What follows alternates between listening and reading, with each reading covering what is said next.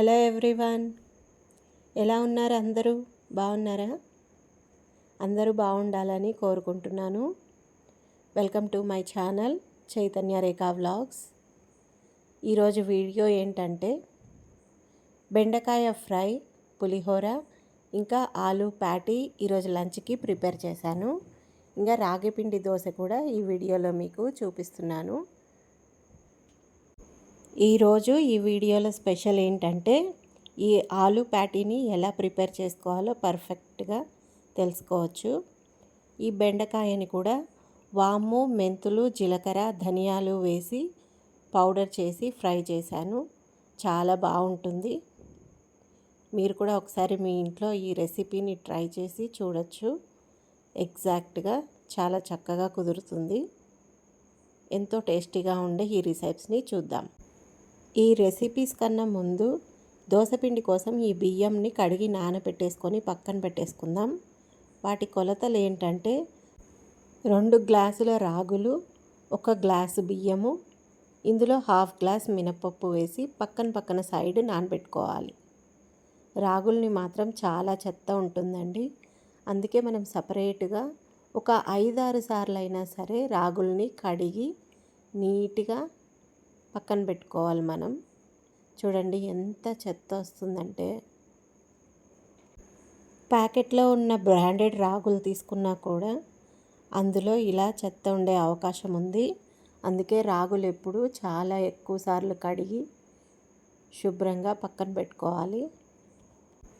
ఇంకా బియ్యము, మినప్పప్పుని కూడా సపరేట్ గిన్నెలో తీసుకొని కడిగి పెట్టుకోవాలి.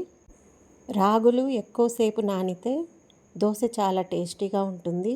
అందుకే నేను మార్నింగ్ 11 o'clock నుంచి రాత్రి వరకు వీటిని నాననిస్తాను. ఆ తర్వాత మిక్సీ కొట్టుకొని రాత్రంతా పులియబెట్టడానికి ప్రిపేర్ చేసి పెడతాను. 1 స్పూన్ మెంతులు కూడా వేసి నానబెట్టుకుంటే దోశలు మెత్తగా వస్తాయి. ఇప్పుడు నేను బెండకాయ ఫ్రైని ప్రిపేర్ చేస్తున్నాను. అందుకోసం ఫస్ట్ 2 ఆనియన్స్ని కట్ చేసి పెట్టుకుంటున్నాను. తర్వాత ఒక 10-15 పచ్చిమిరపకాయలు తీసుకొని వాటిని కూడా కట్ చేసుకొని ఒక పక్కన పెట్టేసుకుంటా. ఈసారి ఈ మిర్చీలు అయితే అస్సలు స్పైస్ లేవండి. అందుకే 10-15 తీసుకుంటున్నాను. లేదంటే మంచి స్పైస్ ఎక్కువ ఉన్న మిర్చీలు అయితే ఒక 6-7 తీసుకుంటే సరిపోతుంది. డార్క్ గ్రీన్ కలర్ మిర్చీలు అయితే చాలా కారం ఉంటాయి. లైట్ గ్రీన్ కలర్ మిర్చీలు అయితే కారం తక్కువ ఉంటాయి. చూసుకొని కొనుక్కోండి.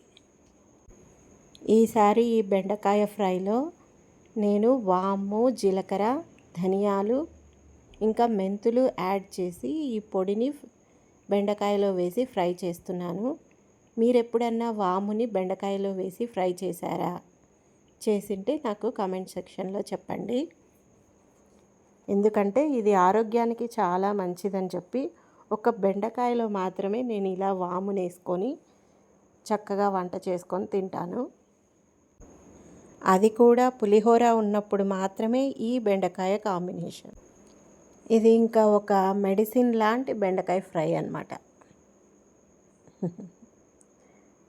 ప్యాన్లో ఆయిల్ హీట్ చేసుకొని కొద్దిగా పోపు దినుసులు వేసుకొని తర్వాత ఆనియన్స్ వేసేసి పచ్చిమిర్చి కూడా వేసేసి కరివేపాకు వేసుకొని దోరగా వేయించుకోవాలి. ఎవరైనా హెల్త్ గురించి ఆలోచిస్తూ ఉంటే వాళ్ళు ఈ రెసిపీని పర్ఫెక్ట్గా ట్రై చేసుకోవచ్చండి. ఎంతో హెల్తీ. షుగర్ లెవెల్స్ కూడా కంట్రోల్ అవుతాయి. ఇంకా మనం ఈ బెండకాయని మొత్తం ఈ ఆయిల్లో వేసుకొని ఫ్రై చేసుకుందాం. బెండకాయలను ఎప్పుడు కడిగిన వెంటనే కట్ చేయకూడదండి. అలా చేస్తే బంక ఎక్కువ వస్తాయి. అందుకే బెండకాయలు కడిగిన తర్వాత చిన్న టవల్ తీసుకొని మొత్తం తుడిచేసి వాటర్ లేకుండా కాసేపు అలా ఆరిన తర్వాత కట్ చేసుకోవాలి. ఈ బెండకాయ మొత్తానికి సరిపడినంత ఉప్పు వేసేసి ఫ్రై చేసుకోవాలి. ఇప్పుడు కాసేపు అలా మూత పెట్టేస్తే ఇవి ఈజీగా మగ్గిపోతాయి. బెండకాయ ఎప్పుడు చేసినా సరే దాన్ని లో ఫ్లేమ్ లేదా మీడియం ఫ్లేమ్లో పెట్టుకొని మాత్రమే చేయాలి, లేదంటే ఇది అడుగు మాడిపోతుంటుంది. వర్షాకాలంలో ఇంకా చలికాలంలో కొంచెం ఫుడ్ అరగకుండా డైజెషన్ ప్రాబ్లం ఉన్న వాళ్ళైతే ఈ ఫ్రై ఖచ్చితంగా చేసుకొని తినండి. 1/2 కిలో బెండకాయలకి 2 స్పూన్లు ధనియాలు తీసుకున్నాను, 1 స్పూన్ జీలకర్ర, మెంతులేమో 1/4 టీ స్పూను, వాము కూడా 1/4 టీ స్పూన్ అయితే సరిపోతాయి. వీటన్నిటిని మిక్సర్ గ్రైండర్లో వేసుకొని చాలా మెత్తగా పౌడర్ చేసుకోవాలి. ఇప్పుడు పసుపు వేసేసి మనం మిక్సీ చేసుకున్న పౌడర్ కూడా బెండకాయలో వేసేసి కారం 1 స్పూన్ వేసేసుకొని బాగా ఫ్రై చేసుకుందాం. ఇప్పుడు కూర మొత్తం అయిపోయే వరకు కూడా ఇది లో ఫ్లేమ్లోనే ఉంచుకోవాలి, లేదంటే అడుగు పట్టేస్తూ ఉంటుంది. బెండకాయకి సహజంగా జిగురు ఉంటుంది కాబట్టి ఎంత లావు ప్యాన్ తీసుకున్నా సరే ఆ జిగురు కింద అంటుతూనే ఉంటుంది. కాసేపు అయిన తర్వాత ఇలా 2 బెండకాయలని తీసుకొని చూస్తే ఇలా మెత్తగా అయిపోవాలి. అప్పుడు ఇంకా మన బెండకాయ ఫ్రై అయిపోయినట్లే. ఇంకా నెక్స్ట్ ఐటము ఆలు ప్యాటీ ప్రిపేర్ చేద్దాం. ఆలుగడ్డల్ని ప్రెషర్ కుక్కర్లో వేసుకొని ఉడికించుకొని పక్కన పెట్టుకోండి. ఇక్కడేమో 1 కప్పు గోధుమ పిండి తీసుకొని అందులో ఉప్పు, కారం, కొద్దిగా పసుపు వేసి ఆయిల్ వేసుకొని పిండిని కలిపి పెట్టుకోవాలి. ఇప్పుడు కొద్దిగా నీళ్ళు వేసుకుంటూ చపాతీ పిండిలాగా ఈ పిండినంతా మనం కలిపి పెట్టుకోవాలి. కుక్కర్ కూడా 3 విజిల్స్ వస్తే మన ఆలులు కూడా ఉడికిపోతాయి. నీళ్ళు ఎక్కువ వేసుకోకండి. ఈ పిండినంతా బాగా కలుపుకొని కాసేపు అలా పక్కన పెట్టేస్తే రుద్దేటప్పుడు చాలా మంచిగా చపాతీలు వస్తాయి. ఇంకా ఇందులో స్టఫింగ్ కోసమని మనం ఆలూని ప్రిపేర్ చేయాలి కదా, దానికోసం ఒక 3 ఆనియన్స్ని 5-6 పచ్చిమిర్చిని తీసుకొని వాటిని చిన్నగా కట్ చేయకుండా ఇదిగో ఇలా బ్లెండర్లో వేసేసి బ్లెండ్ చేసుకుంటాం అన్నమాట. ఇది చిన్న హ్యాండ్ బ్లెండర్ కాబట్టి మనం కూడా కొద్దిగా చిన్నగా ఆనియన్స్ని కట్ చేసేసుకొని వేసుకోవాలి. ఇంకా పచ్చిమిర్చిలను అయితే ఇలా తుంచేసేసుకుంటే సరిపోతుంది. ఇంకా దీన్ని మూత పెట్టేసి 2-3 సార్లు ఇలా పుల్ చేస్తే అవి చిన్నగా కట్ అయిపోతాయి ఆనియన్స్. ఇదిగోండి ఇలా. ఇవి ఫ్రై చేసుకోవడానికి మనకి ఈజీగా ఉంటుంది. మనం పెరుగు పచ్చడి చేసేటప్పుడు కూడా ఆనియన్స్ని ఇలాగే తొందరగా కట్ చేసి పెట్టేసుకోవచ్చు. ఇంకా ప్యాన్ తీసుకొని ఆయిల్ వేసేసుకొని ఆలు ప్యాటీస్ని మనం ప్రిపేర్ చేద్దాం. ఆయిల్ వేడెక్కనివ్వండి.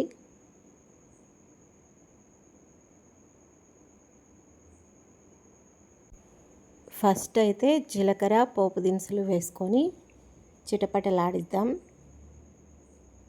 ఆ తర్వాత ఈ గ్రైండ్ చేసుకున్నాం కదా ఆ ఆనియన్స్ వేసేసేయాలి. అవి గోల్డెన్ బ్రౌన్ కలర్ వచ్చే వరకు మనం వేయించుకోవాలి. కరివేపాకు వేద్దాం, ఫ్లేవర్ బాగుంటుంది. ఇంకా ఉప్పు, కారం, పసుపు, ధనియాల పొడి, ఇంకా చాట్ మసాలా వేసి బాగా కలుపుకుందాం. ఇంకా మనం ఉడికించుకున్న ఆలూని తీసుకొని వాటర్ అన్నీ వంపేసి ఇందులో వేసుకొని మంచిగా స్మాష్ చేసుకోవాలి.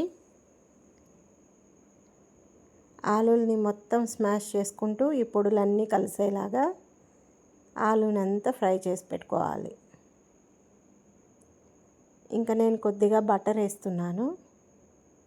బటర్ వేస్తే కొంచెం టేస్ట్ బాగుంటుంది ప్యాటీస్కి. ఇంకా ఈ ఆలు స్టఫింగ్ని మనము చపాతీని రోల్స్ లాగా చేసుకొని అందులో స్టఫింగ్ లాగా పెట్టేసి డీప్ ఫ్రై చేసుకుంటాం అన్నమాట. కొద్దిగా పిండి వేసుకుంటూ చిన్న ముద్ద తీసుకొని గోధుమ పిండిని రౌండ్గా రోల్ చేసుకోవాలి. కొద్దిగా ఆలు స్టఫ్ని తీసుకొని ఇందులో పెట్టేసి ఆ చపాతీని స్క్వేర్గా కానీ రౌండ్గా కానీ క్లోజ్ చేసుకోవాలి. క్లోజ్ చేసుకొని కొద్దిగా ఇట్లా ప్రెస్ చేసుకోవాలి. ఆ తర్వాత ఆయిల్లో డీప్ ఫ్రై చేసుకోవాలి. ఒక సైడ్ అంతా కాలిన తర్వాత మళ్ళీ ఇంకో సైడ్కి తిప్పుకోవాలి. ఇలా గోల్డెన్ బ్రౌన్ కలర్ వచ్చే వరకు దోరగా వేయించుకోవాలి. ఈ ప్యాటీస్ చాలా టేస్టీగా ఉంటాయి. ఇవి సమోసాలు లాంటివే, కాకపోతే మనం ఆ షేప్లో చేయకుండా ఇలా రౌండ్గా చేస్తున్నాం. ఇంకా మిగిలినవన్నీ కూడా సేమ్ ఇదే ప్రాసెస్లో చేసేసి పక్కన పెట్టేసుకోవాలి. ఒక అరగంట సేపు టైం పడుతుంది. ఇది ఒక్కటి తిన్నా చాలు, కడుపు నిండిపోతుంది. పిల్లలకి ఈవినింగ్ స్నాక్స్గా ఇది బాగా ట్రై చేసుకోవచ్చు. మనం మధ్యాహ్నం ఖాళీగా ఉన్నప్పుడు ఈవినింగ్ పిల్లలు వచ్చేసరికల్లా ఇది చేసేయచ్చు. ఇదిగోండి ఎంత బాగా గోల్డెన్ బ్రౌన్ కలర్లో వచ్చిందో చూడండి.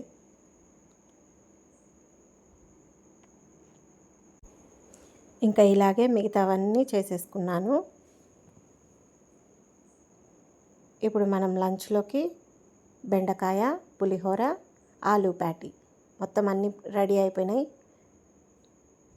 ఇంకా నైట్కేమో మనము రాగులు నానబెట్టాం కదా, ఆ దోసపిండిని మిక్సీ కొట్టేసుకున్నాను. ఇదిగోండి ఇలా ఒక పెద్ద గిన్నెలో వేసేసుకొని ఒక మూత పెట్టేస్తే అది పొంగినా సరే కింద పడకుండా ఉంటుంది. మరుసటి రోజు పొద్దున్నే చూస్తే ఈ పిండి కొంచెమే పులిసింది.